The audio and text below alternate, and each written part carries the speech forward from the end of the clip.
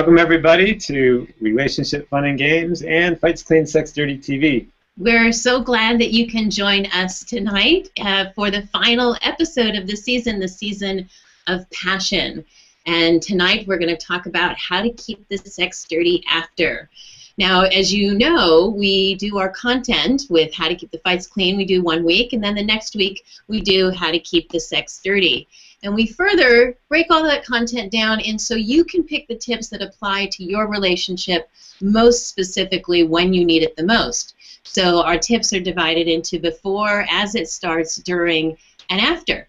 So tonight is how to keep the sex dirty after, because after the deed is done, it's not really done. There is so much juiciness there to enjoy in the moment and to even build a foundation for future intimacy. And tonight we have a special guest. Raj, do you want to introduce our guest? Yeah, we're here with our lovely guest and friend, Larry Michael, a.k.a. the Love Shepherd. Yes, and beautiful Jen Lauren was going to join us, but she's got that flu that's going around. So she is laid out and resting up.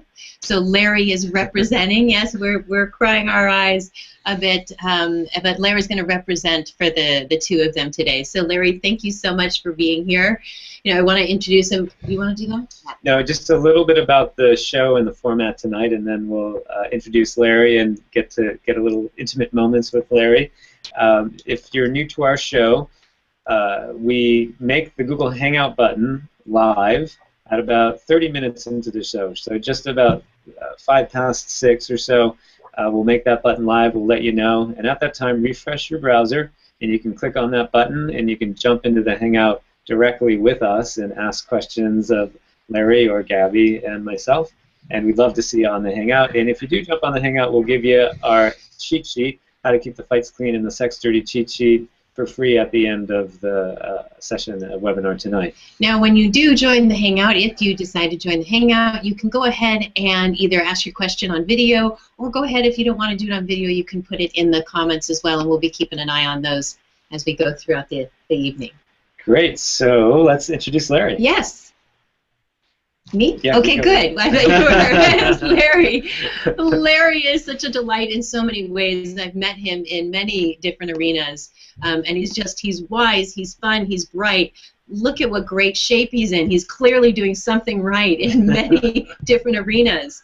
But I also know him, you know, he's an author, a trainer, a speaker, a producer, but I'm most fascinated by his work with 4 Answers, one of the first systems that really has you understand. It's a compatibility system that has you understand why you behave the way you do, and especially in interaction between you and your partner, what their patterns are and what your patterns are. But his core passion is helping people break free of those stories, you know, that, oh, I'm this, and she's like that, and men are like this, and women are like that, all those stories, and really create an experience of the benefits of true love, because, as Raj and I say, love is too good to give up on. It's juicy. It's what makes life worth living, really. Whether it be with your friends or, in this case, romantic relationship, it just makes a whole nother layer of life so much more enjoyable. And as Raj says, when your relationship sucks, your life sucks. So understanding your compatibility and your behaviors and your patterns can have not just an impact on your relationship, but your health, your work, your other relationships, your whole life. So Larry, thanks for being here tonight. You want to give people a sense of your background and how you got to create this really cool tool? I was just reading my report, and I'm like, that's so right. I'm so like that. Well, I was at see here. There's an echo. Are you guys hearing an echo? No. We'll turn our volume down a bit. Is that better? Yeah, that's it. Okay, good. So this is really fun. I've been in personal development and coaching and consulting and relationship stuff for like a long time. Since I was 14, actually, so a long, long time. And a decade ago, I ran into a gentleman that had this system that showed up right at the time that I was like in a horrendous, like sad, you know, you're talking about when relationships are bad, how everything's bad. I don't even think my dog liked me when I was going through that thing. You know, and dogs like everybody, but, you know, it's just like, it was sad.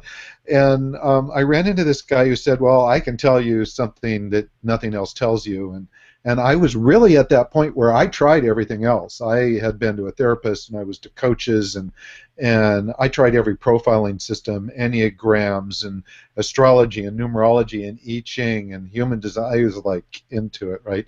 Went to a coach, all this kind of stuff, and nothing was really getting me the information I needed. So when this guy said this, it was like, why not?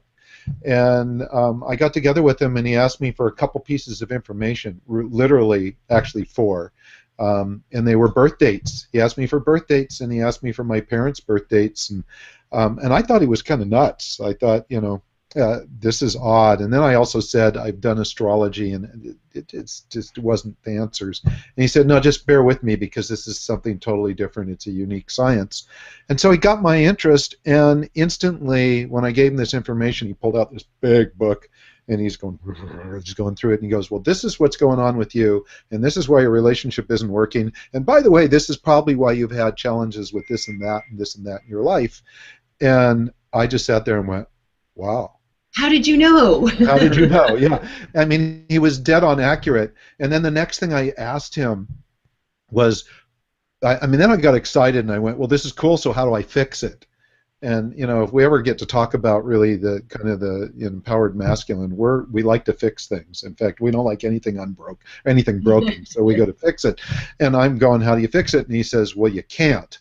And I have 3 kids, and the word can't never allowed. And so I just kind of, don't tell me you can't.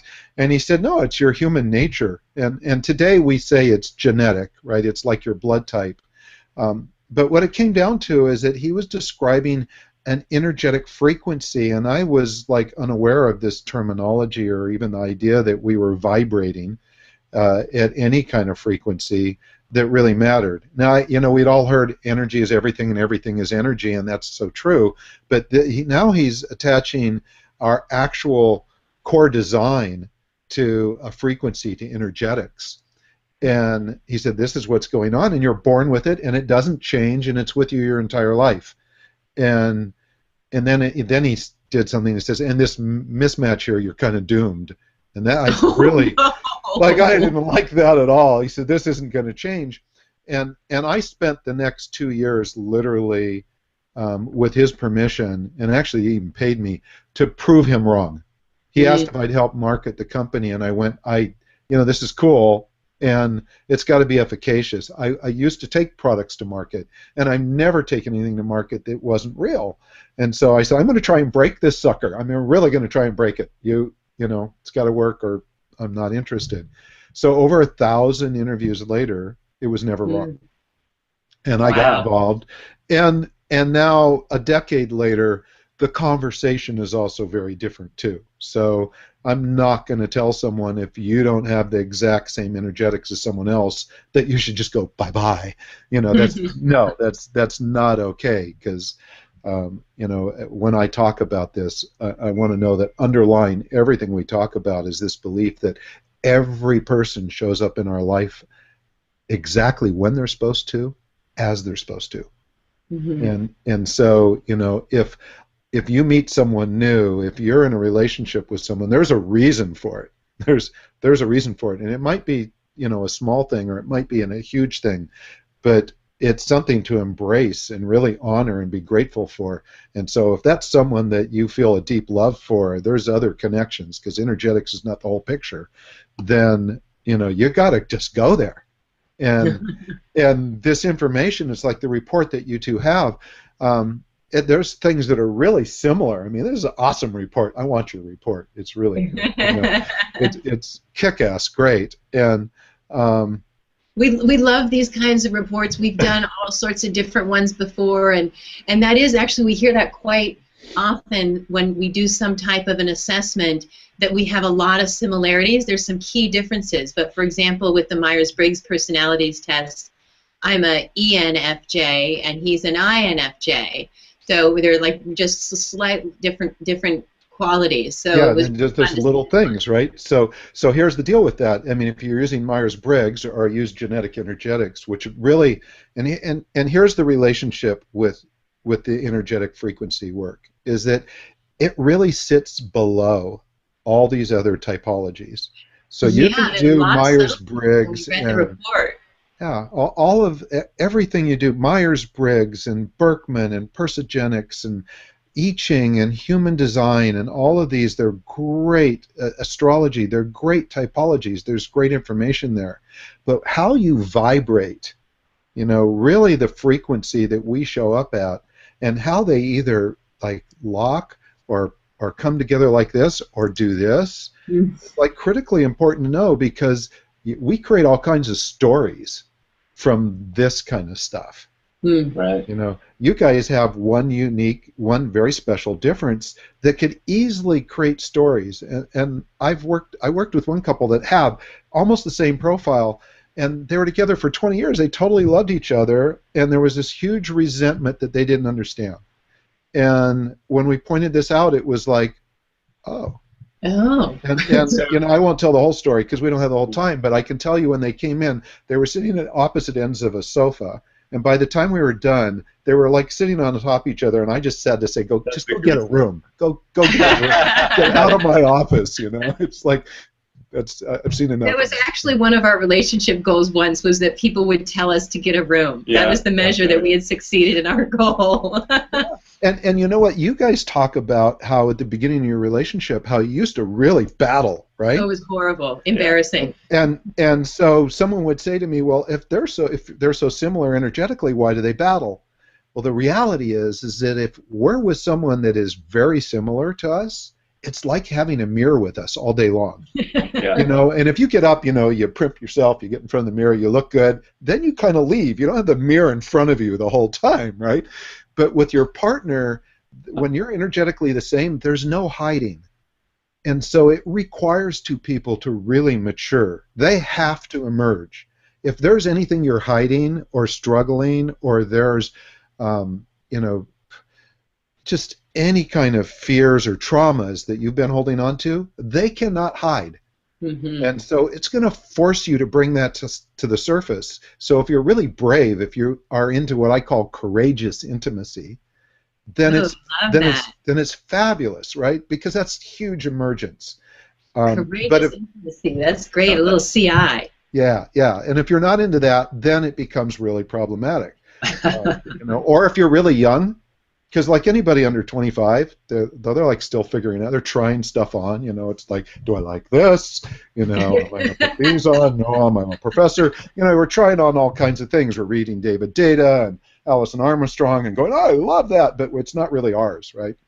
And as we make stuff our own, that's also the time to allow those things to be able to own them, and at the same time allow yourself to be challenged so you can grow with them.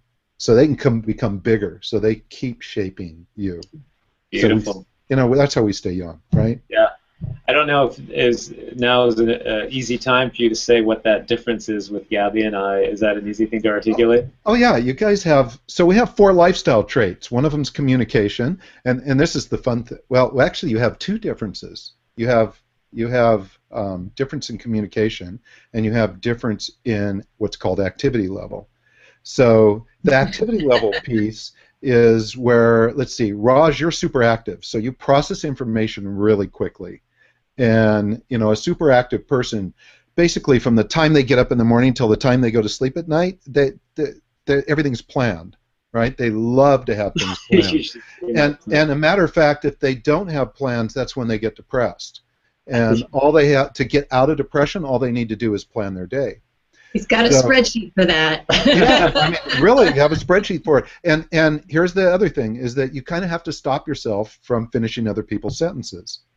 And truly, you're just being polite, letting us talk. I mean, you are, right? Because most of the time you know what they're going to say. So Gabby's moderate active. And it's like when you and I met, it was like, oh, this feels so good, right? So we're both moderate active, and we can communicate with each other. We're right at the same speed. Now, we're sprinters. So when we really want to do something, it's like, get the fuck out of my way, I need to get this done. And anybody that's in our way is just an irritation. It's like the fast lanes of the freeway. You know, when there's someone slow in front of you, you just want to push them off the road, right? So we're sprinters, but when we're done, we just kind of like relax. You know, and I don't need to know what I'm going to be doing all day long. Like, I'll work on something, and then I'm going to chill. And what happens in that difference is, like, Gabby could be saying to you, "Hey, Raj, will you just relax, dude? You know, sit down, put your feet up, and just chill, would you?" And and you're looking at her going, "Come on, let's go do something." So the three of us, if we're all hanging out, we should do this sometime. We're hanging out on the beach in Maui. Is this sounding good already? It sounds good to me. I like it. We're all hanging out on the beach, and we got our Mai Tais, and we're drinking them. And Gabby and I got our drinks, and you got yours, and yours is like almost gone. And mine is not gone yet. You're going, "Guys, what are we going to do next?" And I'm going, "Well, I'm going to finish my drink, and then I'll decide." And you're going, you've already decided you're either going to have another drink, or you're going out on that sailboat, or you're swimming with dolphins, or you're going shopping. Actually, super active people don't like to shop very much. But, you've got a plan. And so for us, the easy thing to do, if we know this is what you're like, we just go, "Raj, just, go do it, and come back when you're done, and we'll be ready for you." Or I'm going to, put on my tennis shoes, and I'm going to go with you, right? But if I know that, then I don't get irritated. I just can embrace this beautiful aspect of you, and that's the key. So, yeah, it's amazing the level of peace that it creates just to hear an articulation of a difference that is there, but you haven't put words to it yet. It's amazing. So, and I just want to point out, one of the very first relationship books I read was how to. Getting the Love You Want by Harville Hendricks and Helen Hunt. And one of the very first things they say in the book is a term in psychology called differentiation. Right. And you probably, of course, know this, Larry, but for those listening, differentiation, it's just we're different. We don't think the same. So when you say, "I can't believe he did that," or "she did that," or "what were they thinking?" It's because we're so different. So I look forward to learning even more about this tool, and maybe when we get to your tips as well, you can be sharing how do these patterns and these dynamics show up in the bedroom, and specifically. Yeah, we're going to play about that, talk about that, because you two are super sexy. Oh, good. and it's in your chart. It's in your chart. It says you're sexy. It's in our chart, honey. It's in the chart. I love it. I love it. I actually have a personal development folder that I put all of my personality assessments into. So when they say you don't come with a manual, I actually do. I come with a manual. Relationships are hard enough. I remember I literally gave Raj the binder. You know what? That is do absolutely. Say this. Don't say this. It's so cool. I just have the most respect for that. I had a couple come to me recently that they were newly together, and they were so proactive that we had them doing questionnaires and all kinds of things. In fact, there's a cool gift that we're going to have tonight that's a questionnaire that I want to be able to send to people that has to do with sex and sensuality. But that is so valuable. Can you imagine, before you really get deeply into a relationship, if you had fun just sitting down and asking questions and finding out about your partner, and then you'd be able to talk about it? Yeah, they're switching from the problem focus to the proactive focus, because there's so much information out there to know that we all acknowledge relationships are challenging. And if you fool yourself into thinking, in fact, our webinar last night was all about the #1 reason relationships fail is you put it on autopilot. And so if you know that, don't just wait for the problem and then maybe invest some time in trying to dissolve that drama that's happening, but instead get proactive and learn about yourself so you can head those challenges off at the pass. Yeah, and in that process, you also learn how to communicate well with each other. Absolutely. I mean, even Jen and I realized, and we're the same communication style, but she has different belief systems than I do, and different history than I do. And so when she expresses something to me, I'm going to hear it based on my own experiences, right? So I may not get how really potent what she's requesting of me is. Mm-hmm. And so if we don't get into conversation about it, I could just go, "Okay, I got it, I understand." And next thing I know, I have completely fucked it up. Now I am like in a doghouse, and again, my dog doesn't even want to be with me. All right, well, wonderful. Wow, what a little beautiful deep dive there. Yeah, great introduction. Yeah. Really, really good to get a sense of what you've been up to, Larry, and looking forward to applying that to the tips. You ready to look at Yeah, great. So we're going to come back to more of this in just a moment, and right now we're going to just talk about some of our tips and tools for how to keep the sex dirty after. Yeah, so first we want to just point to, if this particular topic, sex dirty afterwards, what do you do after it's happened so that you not only get the most out of the experience, but set yourself up for that to continue in the future so that you're having that next intimate opportunity as well with your beloved. So if you are, we just want to point out we have 2 past seasons. This is season 3. So there's season 1 and season 2, and the topics here: praise to the power of the post-orgasmic chill and the pleasure and power of post-play. All of these, you can tell we like power here, and I certainly like my alliterations, right? And then we have a couple of blogs also on this topic: the post-play off-ramp and romp recap to the rescue. And romp recap is one of my favorite tips in this area, so I highly recommend you check that one out. But we have just keep your eye out for this logo. You see it on the right if you want to dive deeper into topics around keeping the sex dirty after. Yes. So, but tonight we have one tip for you, and then Larry, I think he's got a good 5 to 7 juicy ideas that we were talking about earlier. Very excited about those. And this one you can also find out more in this week's blog. If you like reading, or if you want to share this, you can find this information there in that format. We like to give it to you in as many formats as possible. So in this one, it's called the Romp Replay Ripple Effect. Got the triple alliteration in there. And that's not just to make it cute. It's actually brain science. Remember, we use these alliterations to make these memorable. And this tip, it's all about stretching the impact of the experience so that after you've made love, you're really taking that as far as possible, and not just for that moment, but for the future. Yeah, and I really love this article because we don't think about stretching the impact. We think about orgasm and then it's over.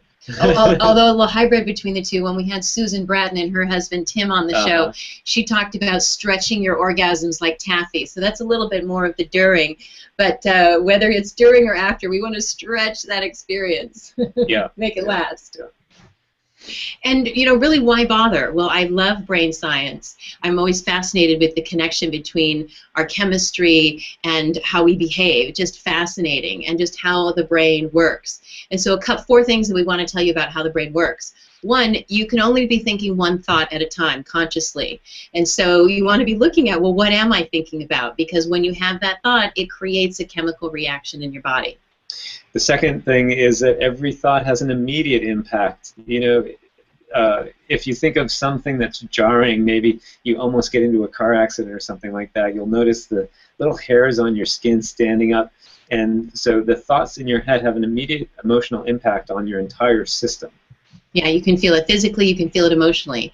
The third element of brain science I want to point out here that's applicable is that those chemical reactions, they have both a physical and an emotional impact.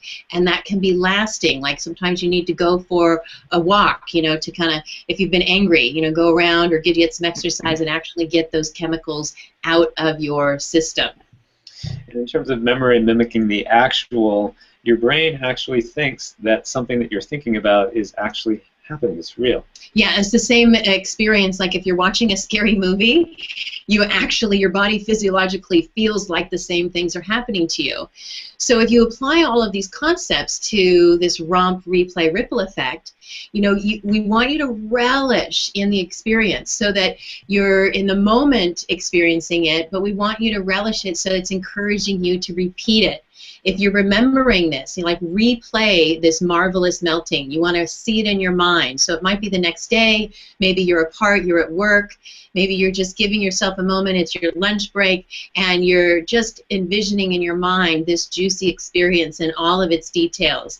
And even, take that out another ring and either text your partner, or if you happen to be at home, Raj and I work at home, so we work in different offices, but we might meet up at lunch and I might say, hey, honey, I really liked, when you did this last night, or, oh, I loved how you just were vocalizing. That was so hot. And you actually get the same endorphins and chemicals running through your body as if you had just had the experience. So you get those physical benefits for yourself, You get the emotional benefits and connection with your partner, and let that ripple out into the world. This picture of this ripple of this drop of water is, like when we talked about booty before brekkie, you do that, you go out to work, you have a whistle in your, a skip in your step and a whistle on your mouth, and, you go into work and it's a better day, and everybody else is having a better day. It's contagious. So you don't have to tell everybody why you're in a good mood, but it does have an impact on you, on your relationship, and on those around you. Yeah, some couples have sex often. Some couples don't have sex that often. Maybe you're somewhere in between, but using this technique, you can really keep your sexual energy up and alive in between times when you do have sex, and we love this concept of the on-ramp to sex. Yeah, we call them easy access on-ramps. You want to keep them short, have the experience of sex being present regularly, so that even if you haven't had sex in a while, it's still easy to go from, onto that relationship, onto getting intimate, and it's not like, oh, fumbling and difficult because you haven't even engaged in that kind of dynamic in so long. Beautiful. Now we want to just wrap this up with your action option, but we'll do that in a second. Before we do that, Larry, anything you see here that you want to comment on before we turn to the action option? Well, I think we're gonna kind of overlap and cover a lot of things. I like the ripple effects, though. I just the RRREs, right? I don't say that fast. Reminds me of the animals in Princess Bride, right? RRREs. Oh yes. The rodents of unnatural size or something like that, right? Yeah, that's it. You were close. That's good enough. Great. Okay, so we'll talk about my mind going off a different direction, right? It's actually one of my favorite love stories, The Princess Bride. So. It is a beautiful story. Mine as well. Actually, when I was much younger, my mom read us the book several times over, about 10 years before it became a movie. So yes, definitely a really, really fun story, romantic story. So yeah, why don't we then jump into the action option, and then we'll explore with your tips. Great. In just a second. So for the audience out there, if you've watched our shows before, or if you've read any of our blogs, you know that we don't like to just give you a tip. We want to really make a specific call to action, because ideas are great, inspiration is great, but if you don't ground it in some forward action, it's going to disappear. Because you go from your kitchen to the bedroom to go get something, and you're like, what did I go into the bedroom for? So when it's something as confronting or challenging as making a shift in your relationship, it takes a little bit of intention, attention, and action to really make it real, and not just for the moment, but as a habit. So in this case, with the action option, create first some enjoyable and intimate experience for some super satisfying sexy time is what we like to call it, right? Yeah. But because you can't do the replay if you don't actually have the sexy time. So you got to start the tip with there. You got to create the memory first, right? So those are some other tips on how to create that, make the time for it, all of that. But once you've done that in step one, then the next day, let yourself reminisce, daydream a little bit, see the details, use all 5 of your senses. And then step 3, just keep relishing in that moment, but share it with your beloved. Tell them, about some delicious memory that's lingering from the night before. You may whisper it to them in their ear. Raj loves it I love it when Raj gets anywhere near my ear. You might send it in a text if you're apart during the day, or just to tell them in some fun way. And then the bonus round is just, as I mentioned, it's not just you and your partner, but when you're in this great mood, the impact it has on others around you. So let that joy and juiciness inspire others. So if you want to know more about that blog, Raj has got the URL up there. Maybe Sarah, our moderator, you can copy that and put that in the comments, possibly, so people can find that with greater ease and share it if they like this tip and want to share it with others. So that is the Romp Replay Ripple Effect. Awesome. Yeah, so excited to now hear, Larry, about your tips tonight, and exploring some of the similarities with what you're doing with what we are doing. Well, I love all your tips. And I was like, did we work on these together? I like that. Great minds think alike, Raj and I would say. I think the key, one of the pieces that is important to start with, even before we get into my tips or these suggestions, is that we really need to understand our partners. We really need to take the time to get to know what they love, so that we can have that incredible, intimate, juicy, yummy experience in the bedroom. And so the tips that we're talking about now are kind of like after sex, but before we even get to after sex, we've got to get to, we have to have this place where we get to know each other sexually and sensually and how we want to interact. Mm-hmm. And it's just, how do we love to engage? And then, how do we like to play afterwards? So, like, we came up with this questionnaire that was about what really turns you on. And there's a what really turns you on, during, before, during, and after. Right. And so, like, some of the things, what turns you on? It could be love letters. It could be car sex. It could be dirty pictures, right? It could be shopping for mattresses in Costco. I don't know. Or some people love public displays of affection, others don't. But to just know that about your partner, so you can have fun with it and embrace it, and also, like, what scares you, where are the edges? Because I think we really need to play on the edges. We really need to stretch ourselves to find those edges. And that's not John to say Benson and Rose Cole were on the last episode on keeping the sex dirty during, and they talked about what they called pleasure boundaries and exploring the edges of those pleasure boundaries. Yeah. I mean, even orgasm, when we talk about orgasms, we've all heard the term edging, right? Which is bringing someone up to almost orgasm and then coming down and almost and coming down, almost and coming down, until finally they just, like, they're either going to kill you or you take them to orgasm, right? And so, but discovering those edges are really important. And it doesn't mean that you have to get tied up or you need to be spanked or any of that. There are edges in every parts of our life. But so, again, that, your little file in your drawer, I hope it has, and if it doesn't, it's going to have soon, a list of what you really love to do sexually and sensually. What is that intimate, courageous sexual intimacy? Where does that take you, right? And this is the questionnaire that you're going to give everyone at the end of this call? Uh-huh. Great. I really awesome. Looking forward to that. I'm gonna make them jump through a hoop to get it, but they're going to love the hoop. Okay, good. It'll be a fun hoop. I really love, Larry, the looking at what turns you on in the different phases, before, as it starts, during, and after. That's beautiful. We made a list. We just had our 10th anniversary of our first date, and we made a list of our top turn-ons and turn-offs.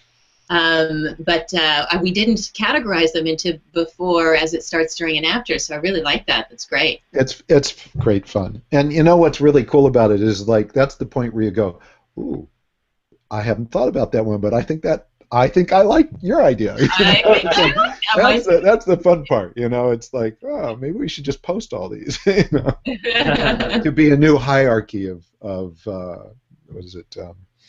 Of values, right?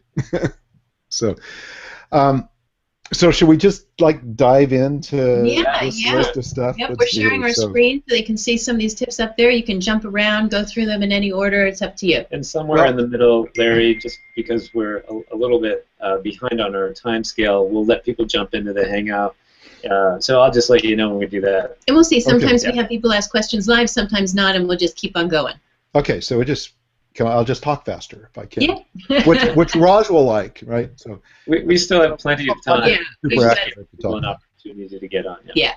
So the first tip here was, like, let's talk about sex, baby. Come on. And what this is about. Now we're going to make an assumption here, and the assumption is you either moments ago or not too long, either last night or it was like moments ago, you had the most beautiful, deeply sexual, sensual encounter that you remember in a long time. It was awesome. Okay? And so now it's over. And I got to go to work, or I have to focus. I got to go take care of the kids. I've got responsibilities. And, how do we keep it alive? How do we really keep that sex alive afterwards, right? And talking about it is one of the ways to do that. Now, it's important to know the quality of our connection, and it's also important to, in this questionnaire you'll find out, kind of discover what we are. Some of us are very auditory, so we like to hear things. Others, it's touch. Others, it's very visual. And so understanding what our partner is, like if our partner is really visual, trying to discuss what happened the night before by the touch or what you heard is not going to work as well as saying, honey, I just like when you climbed on top of me and I looked up at you and you looked down at me with that look in your eyes, I got to tell you that, like, I'm sorry, I can't even work right now. I just thinking about that. I'm getting turned on. Yeah.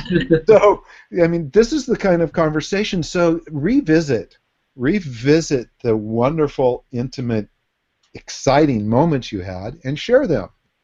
Like, oh God, I just, like, afterwards when you were kissing the top of my head and, you know, in my ears, and you were just like kissing me all over, there was a point where I was thinking, is she ever going to stop? And then I went, I hope she never stops. and now what I really wish, because I'm sitting here at my desk, is that you would come up behind me and start kissing me that way, because I'm really could use a good distraction from the day, right? So now it's a discussion about touch, right?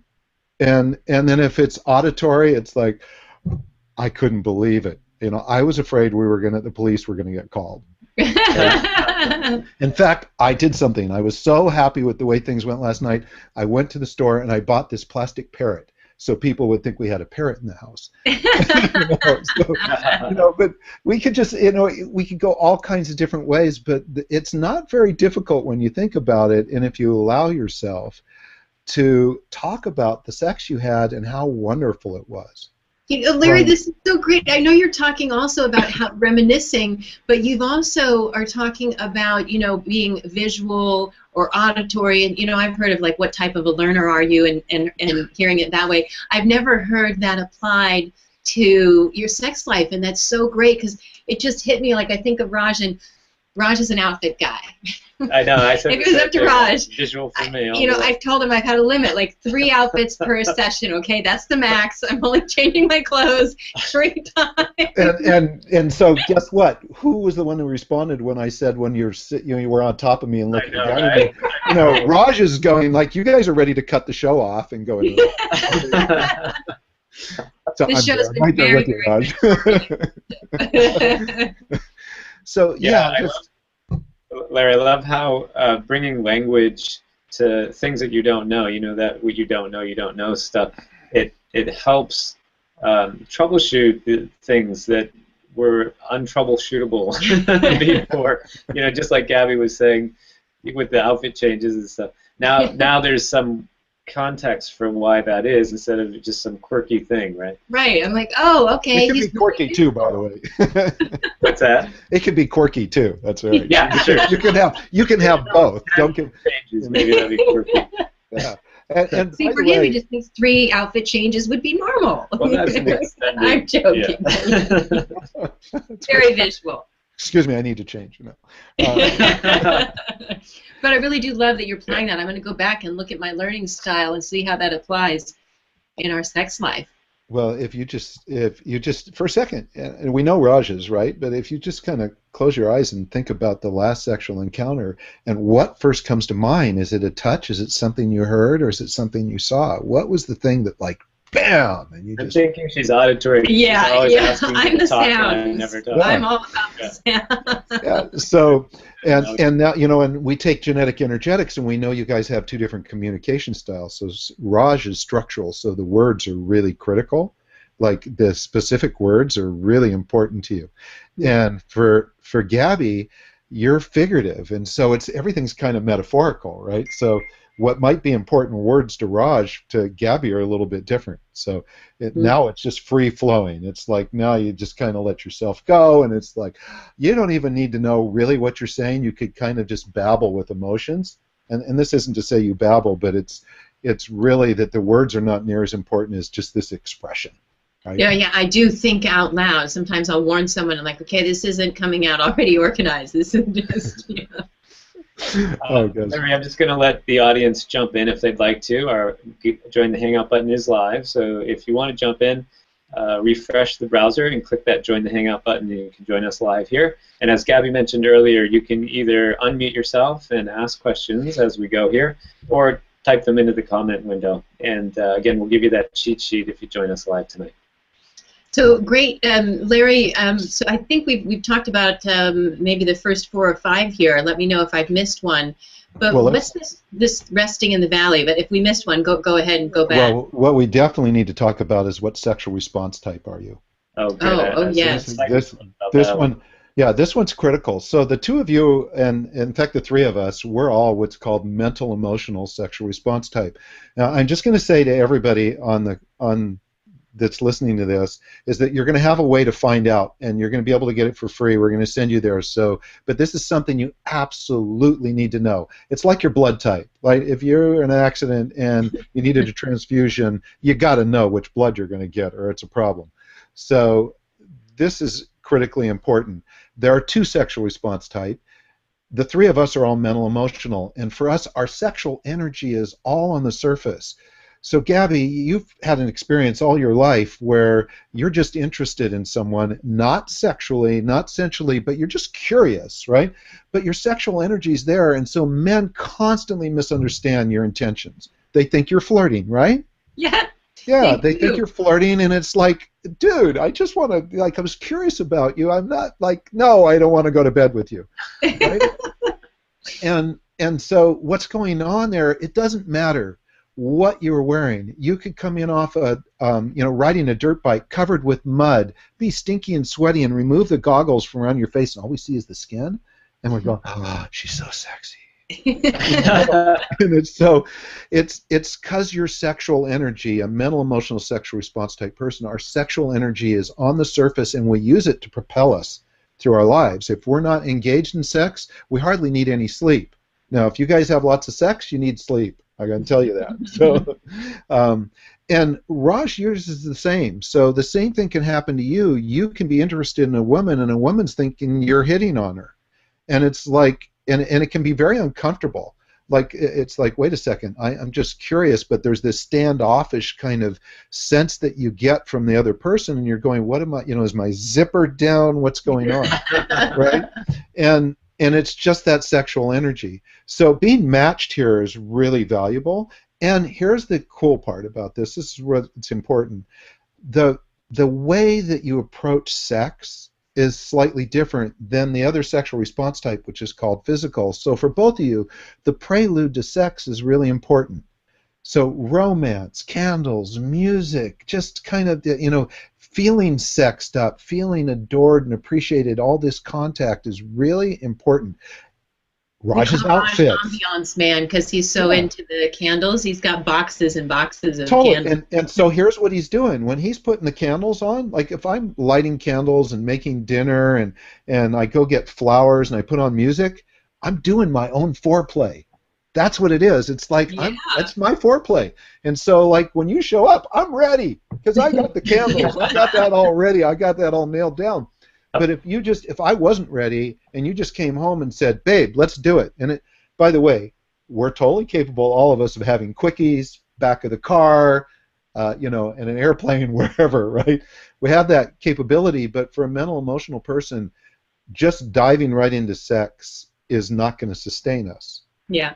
So now, if your partner is physical sexual response type, if you're both physical, you're gonna match energetically. You're like this. If you're different, though, you come together like this, and there's this huge, beautiful connection.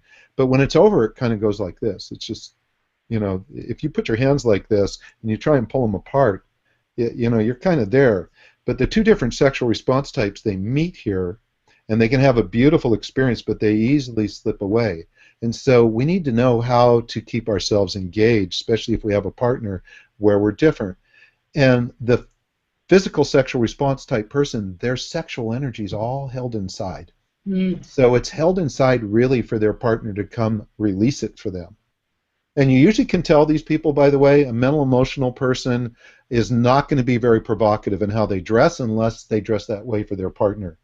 The physical sexual response type person is lots of cleavage, tight-fitting clothing, and the reason why is that if you put physical and mental emotional next to each other, people notice the mental emotional and they don't notice the physical because they pick up on the sexual energy. And so this is not saying who is going to like lingerie or anything like that, but it is, if you see someone dressed very provocatively, there's a good chance that that's a physical sexual response type person, and that's part of how they get attention. Now, they don't need the candles. They love the music and love the candles. They might like all that. They totally could appreciate all of that, but they don't really need it. And in all the interviews I did, there was two things that would be said to me consistently when I would describe this, and I'd say, so they go, well, I like all that, and I said, so do you need it though? And women would say one of two things. It would either, no, just do me, or just fuck me. It was like one of those two things, and I got to the point where I thought, did you talk to the person I talked to before this? Because everybody's saying the same thing. The physical engagement is critical. So here's the deal, though. If you're in bed and you have a beautiful connection, for a physical sexual response type person, just because the incredible orgasm happened, they're not done. Mental emotional, the prelude to sex is really important. Physical, the aftermath is really important. And so if you're in partner, if a man's in partner with the woman and he's mental emotional or even physical and he goes to hop out of bed, bad call. No bueno. You don't do that, right? So you don't get out of bed till she says we're done. Right? And that might mean let's cuddle and hold each other for a while. That might mean, just please just kind of bite my neck here, just, whatever it might be. But just know that to exit quickly is going to be a sign at an other than conscious level that you don't get them. And if you do that too many times, what the person will do is start to shut down. And so when we see people that are they have two different sexual response types, and one shutting down and they don't know why, it's because other than intentionally, their partner has missed it when they were on fire. Mm-hmm.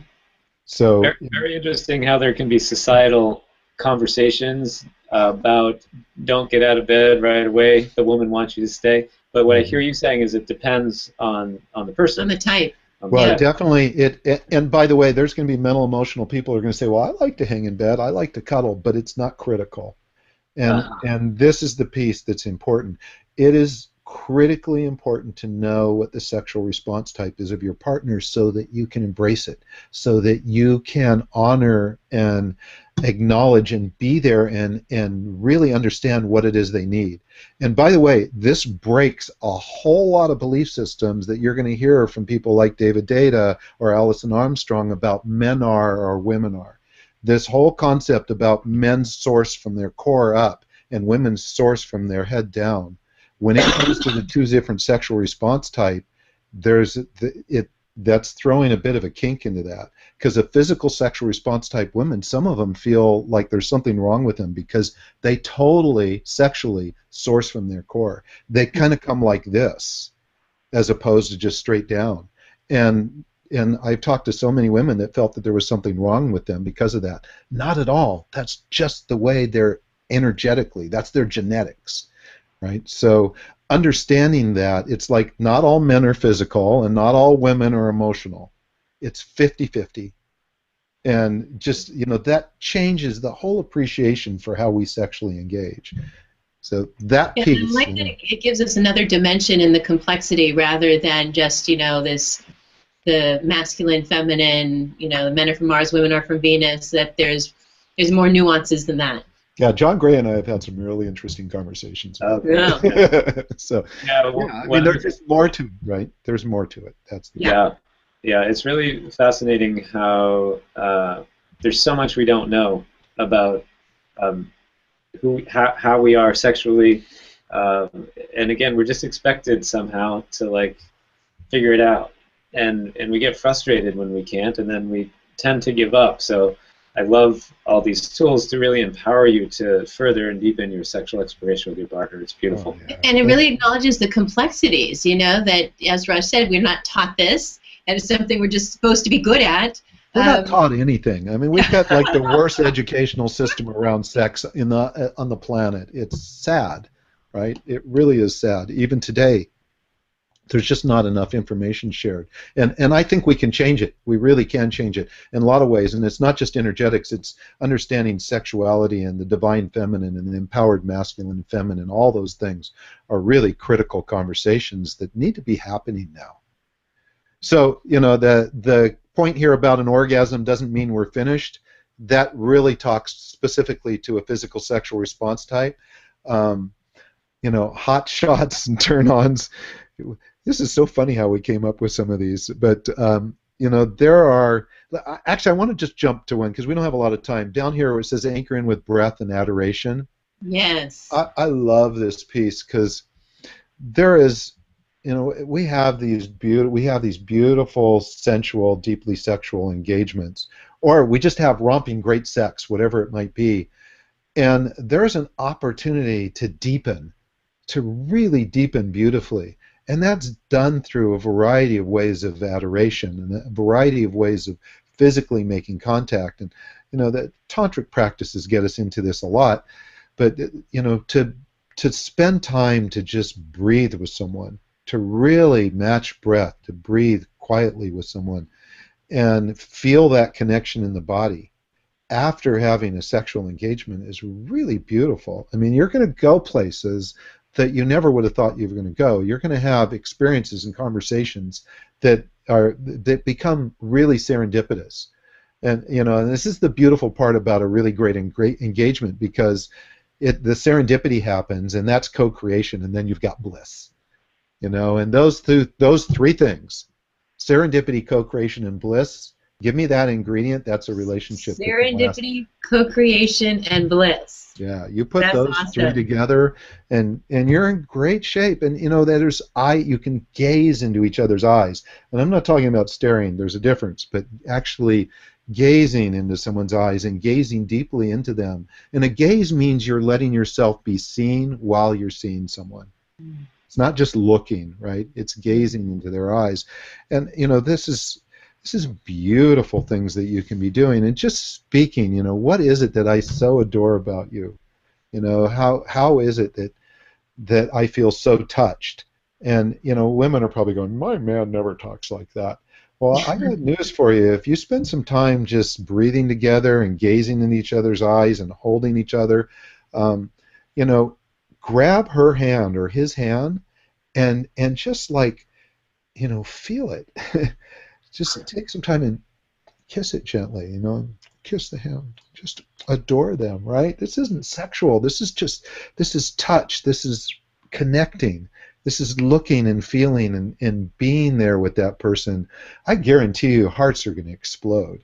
And I love that you've got this word adoration in there. I mean, the word itself, just to say it, adoration, it's just this. It's very calming and peaceful. Yeah, and juicy and yummy, and I can feel it as you say it. It reminds me, at Burning Man at the festival, there was a camp called Camp Wow. And what the people in that camp do is they wow people. They'll come up to you and say, "Can I wow you?" And they'll say, "Wow, you're so amazing. You're just beautiful."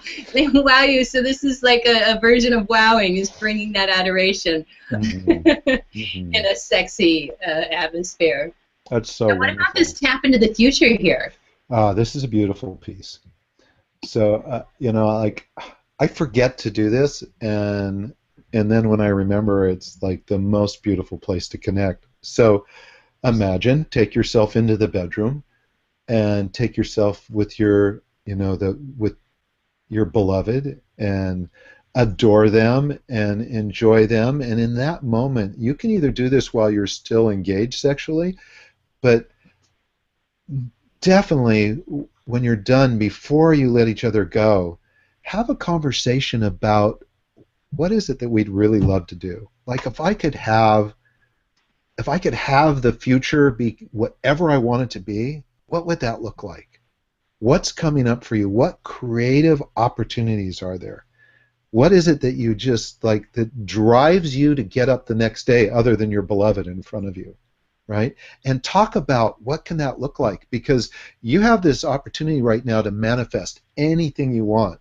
You've just manifested a beautiful, intimate, orgasmic, incredibly sensual, loving engagement. Now allow yourself to manifest your future. And you can project it right there. I mean, and just see it, talk it, definitely talk it and speak it. Watch your language and make sure you're speaking what it is that you want, not what you don't want. Right, The great point. universe, We talk about that all the time about moving yeah, towards and a forward focus.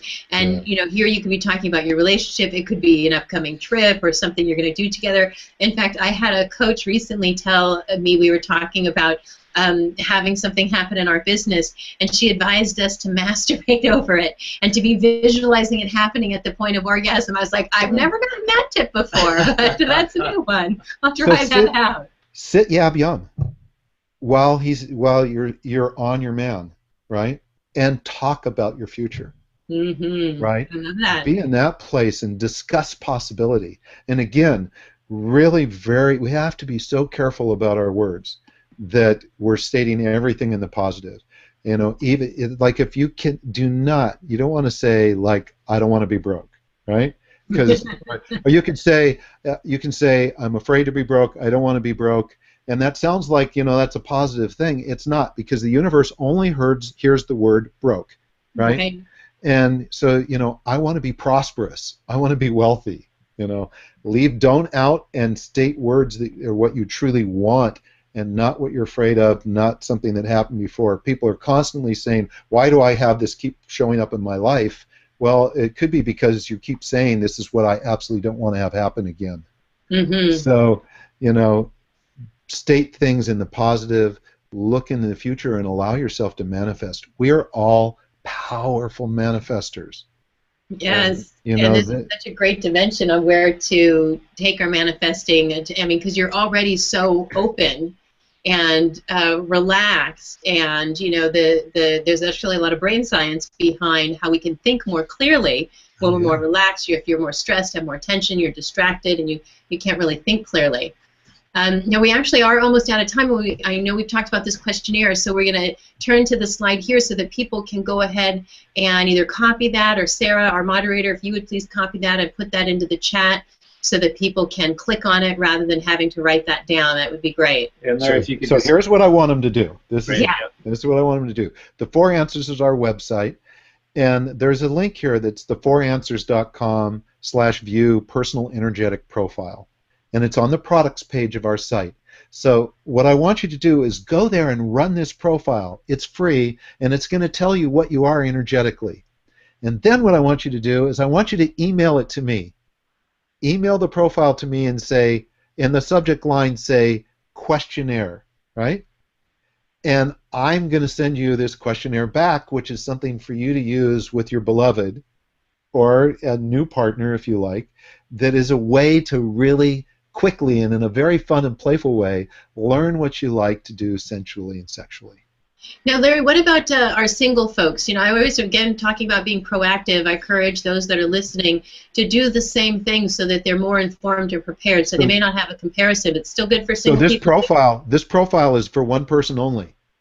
So this is your personal energetic profile. It's not what do people, it's just you. Great.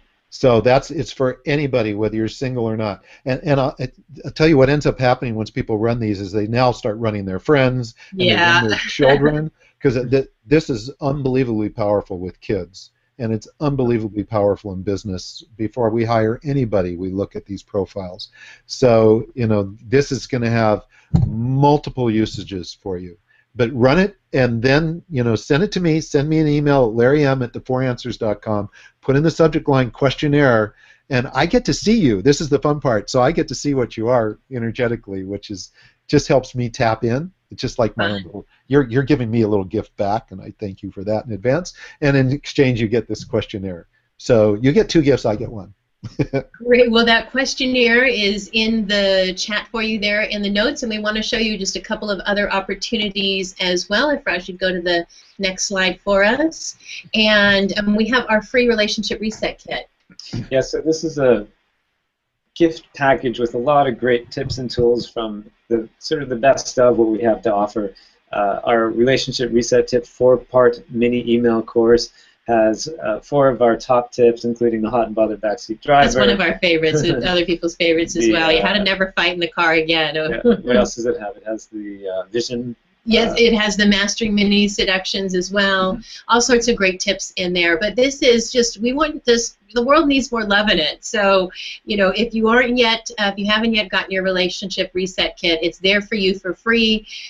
peruse it, find out the resources that are most helpful for you. I like to think of it as like you're walking down an avenue. It's not that you stop at every window, but stop and look at the tips that are most interesting. You don't have to take in everything. Just find the 2 or 3 that are most interesting to you. Mm-hmm. And then finally, tomorrow we actually start our 6-week course on how to turn conflict and complaint into connection and contentment. So if you want to learn how to become a fabulous fighter and get turned on by yourself, by your partner, and by life again, then jump on in and join us in that 6-week course that starts tomorrow. There are replays available as well. Yeah, and you can see just in this hour of us talking on this show how much of a difference we've probably made in your sex life. Imagine going on a 6-week journey with us and learning a whole lot more. And we'll look at all 8 of those topics of how to keep the fights clean and the sex dirty before, as it starts, during, and after.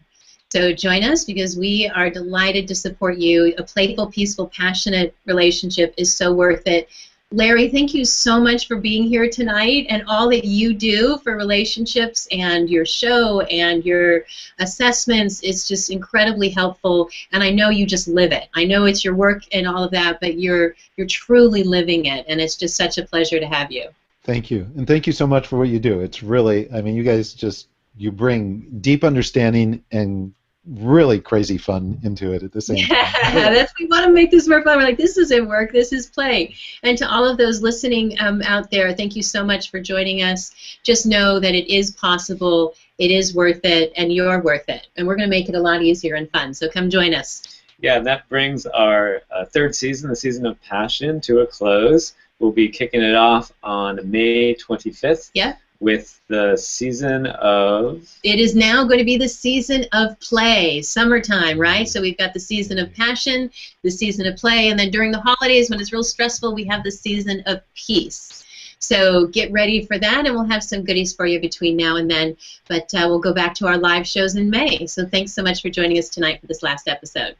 Have a fantastic evening, everybody, and keep it playful, peaceful, and passionate. And as we like to say, save being nasty for your sex life. Yeah. Wear the halo when it comes to the arguments and your devil horns when it comes to getting it on.